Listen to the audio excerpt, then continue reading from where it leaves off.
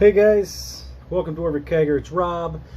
Today we're going to rant a little bit about how taxation is theft. Now, I want you to understand that this is not necessarily just parody, but I am quite passionate. You can ask Tanner about this. I do believe that taxation is theft, and I do believe that everyone that is taxed, we'll get into it. Check it out.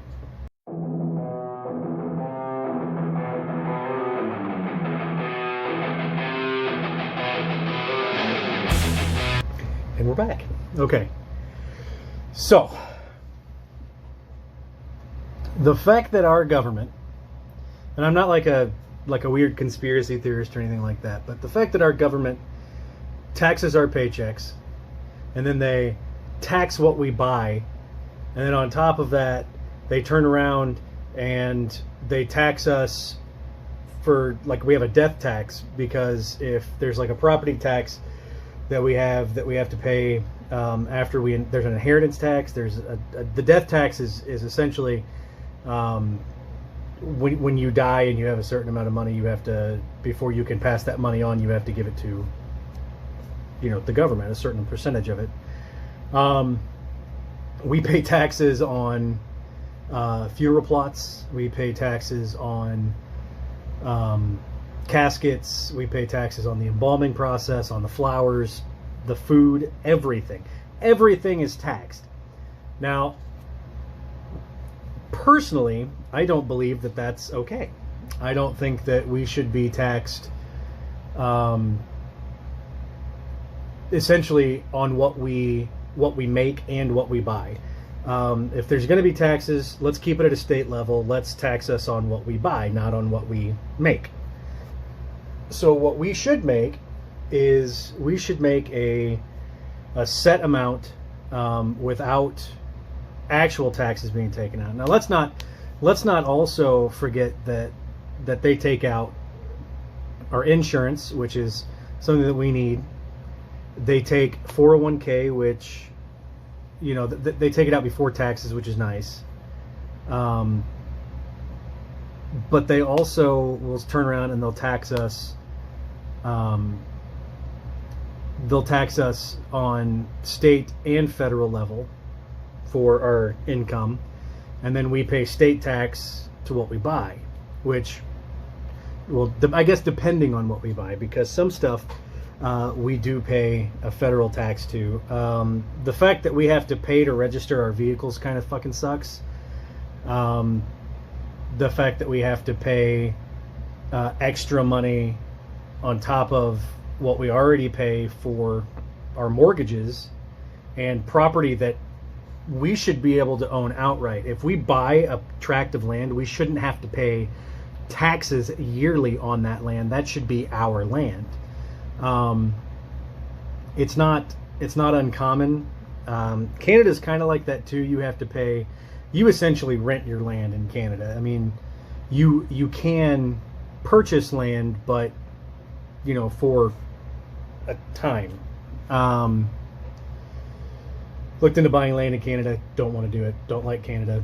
Don't like the universal healthcare thing. Not my bag of bricks. I don't like the fact that they essentially can pick or choose what to treat you for, what not to treat you for. And then the thing that pisses me off the most is that you have to wait a very long time to get into the doctor. Whereas, like if I were to call my doctor today, my PCP today, I can get in tomorrow. If I tell him it's an emergency, if I tell him that I just need something, blah blah blah, I can get right in. Not a big deal. Also, my rate is a little different than most people's. But you know what? Let's stop talking about insurance. Let's get back to taxation. So, the founding fathers, a lot of them made comments about taxation because, obviously they didn't see us being taxed well, not even close to the rate that we are. Thank you, inflation. You sad bitch.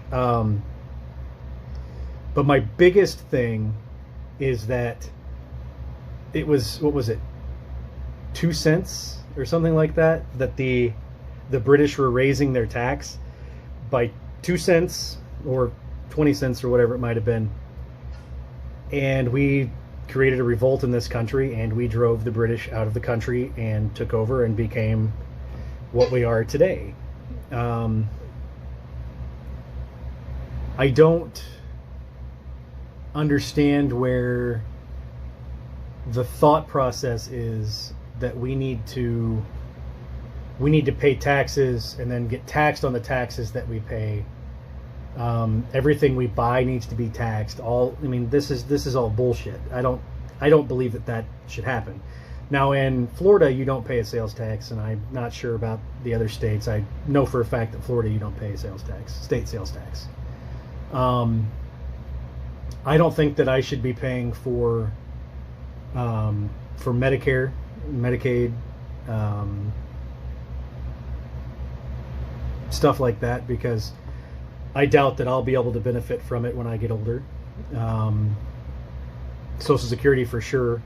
Seriously doubt it's going to be available by the time that I retire.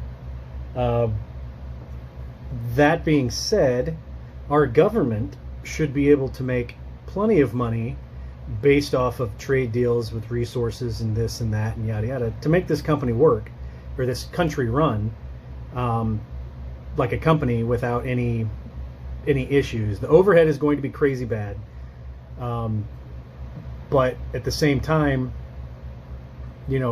why does a politician need to make $100,000 a year? It's not like they do much. A lot of politicians really don't do anything. There's a lot of career politicians out there who have made absolutely no advancement whatsoever in their office from the beginning to the 30 years that they've been in office. And that's on both sides, Republican and Democrat. I know that the Republicans like to tear apart the Democrats a lot. Like right now, Bernie Sanders is being torn apart because of his, the fact that he's never held a job other than being a politician. And that's, there is an issue with that. I do believe that there is an issue because he's not together with the people. There are some politicians who do very well, who have come up in bad areas and really come in and tried to help their communities and tried to help the people at a smaller level as opposed to just community wide. They try to make try to produce legislation that might help with certain aspects of the taxes being so absolutely ridiculous. The fact that they are, people are dancing around the issue of healthcare for our veterans. And I'm not talking about just like, oh, they're sick, they need blah, blah, blah. No, I mean mental health as well. That's a very, very important part of healthcare for our veterans, especially the ones that have been in a war. There's the suicide rate for veterans is unbelievably high, and it needs to be helped in some way, because I feel like, and this is just based off of some of my buddies who have been in the military who have committed suicide. They're pretty fucked up when they come back, and it's ridiculous that we're paying taxes and we still can't afford to pay for the health care of our soldiers mentally. I think that that's just abhorrent, and it shouldn't be that way. Now, back to the topic at hand. When you, let's say you hit the lottery, right? You take a cash option. That's let's say it's 90 million. Well, your cash option is going to be like 63 million after cash option. And then your government comes in and taxes 35% of that accumulative between federal and state. You want it outright. You had people that have bought tickets, bought lottery tickets that have added to that purse, and the government's like, oh, you made money. I get some of that. Why? Why do you get anything? Why do you get any earnings at all? You don't work for it. We do. The politicians don't work hard enough for it. Why do we have to give them their money? If I were you guys, I'd be a little pissed at this. There's no reason, and I mean none, that we should be paying as high a taxes as we pay. Now, you know, we have politicians who are talking about taxing the 1% at 70% taxes. Well, you know what? Capitalism at work. We shouldn't be taxing people that have done what they have to make it big in this world at such a high level. I don't believe, I mean, why stop at the top 1%? Why don't you get people, anybody that makes over $60,000 a year, why don't we tax them at 70%? You guys, you want a bunch of free shit. It's not really free, is it? It won't work that way. It would be borderline impossible to pay for everything up front what we needed based off of just a 70% tax on a certain bracket. Not to mention the fact that on top of that, when you have people want to raise the minimum wage to a living wage. Well, I'm sorry, but you shouldn't have a living wage if you're fucking flipping burgers at a McDonald's. That is a starting point for you to become something better. Like this is where you are at McDonald's. You can work your way up to shift manager. You can work your way up to store manager, to regional manager, district manager, and you can make your money from there, and then you'll make a living wage. But you shouldn't be rewarded $15 an hour for pushing in buttons that literally when you could teach a 5th grader to do, if not younger. I'm not sure that people have grasped the concept that when the minimum wage in an area goes up to, say, $15 an hour, everything that you have is going to increase in price by a certain percentage, and it will offset that $15. Prices aren't going to stay the same. That's not how that works. That's not how economics works in any way, shape, or form. When you raise what people make, they tend to spend outside of their means. That is just the way that human nature is. You have millionaires, and I'm talking people that have like $2 million. They'll overspend because they have the money. Then you look at billionaires. Billionaires will super overspend because they have the money. Hell, there's a fucking guy that used to own, what's it called? One of the tech companies. I don't remember his name. Anyway, this guy, Oracle, the guy that owns Oracle, or used to own Oracle, he's since stepped down from the CEO position. Anyway, he spent like $290 million on a fucking yacht. Okay, what? If you have the money, you're going to blow it on stupid shit. If you make $15 an hour, you're going to blow it on stupid shit. And on top of that, that stupid shit's going to be more expensive. So you have, look, let's say that you have like a bunch of apples. A 3-pound bag of apples costs $8. Well, when the cost of living is comfortable, they're going to push that price up. On top of them pushing the price up because they have to fucking pay their employees who stock shelves, who sometimes that's a part-time job, which, by the way, is not easy work. It takes some fucking back.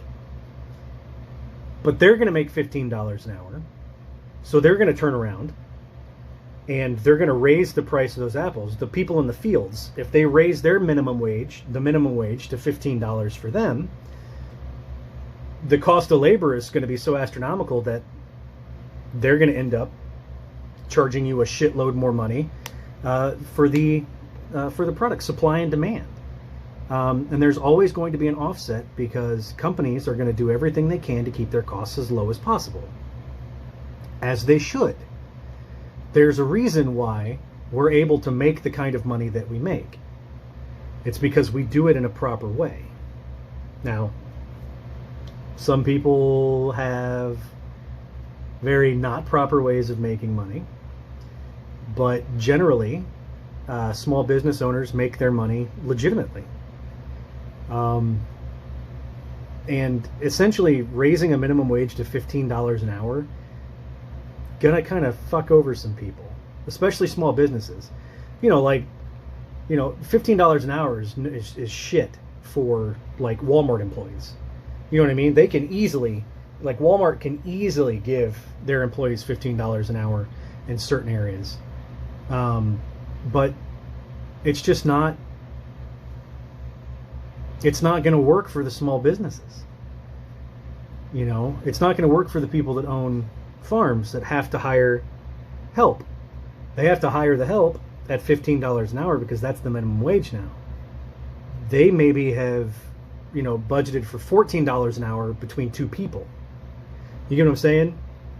So hopefully you guys kind of see where I'm coming from. I've been ranting way too long about this. I think I'm at almost 16 minutes now. I just want to say that obviously it's pretty close to my heart here when it comes to the way that economics really work. And if you've never actually taken an economics class, I really recommend you do so. It'll just open your eyes to some stuff that you just never knew about. If you don't know about supply and demand, if you don't know about the taxes in general, we don't 100% still know where all of our tax dollars go. We know that some of it goes to paying the salary of the people that are supposed to represent us, and most of the time don't, because they don't really give a shit about the people they're representing. And then there's, $20 million for a hammer. Shit happens. Not sure how. The space program, that's a cool thing to be taxed for, but how many billions of dollars do they need? They have people that are monitoring stuff 24 hours a day, 7 days a week. Their power bills alone are fucking insane. I'd like to see the breakdowns, but we'll never see that. That sucks. But that's just pretty much the way it is. Like, subscribe, hit that little bell at the bottom, follow us on Instagram, on Facebook. If you want to support the shenanigans that we are at Dwarven Kegger, please, by all means, sign up for our Patreon as little as $1 a month. Check out our cigar reviews, our budget booze reviews, our beer reviews, some of my cooking videos, just random shit that you might not necessarily need. But you do need it. We all need it. Anyway, guys, until next time, cheers.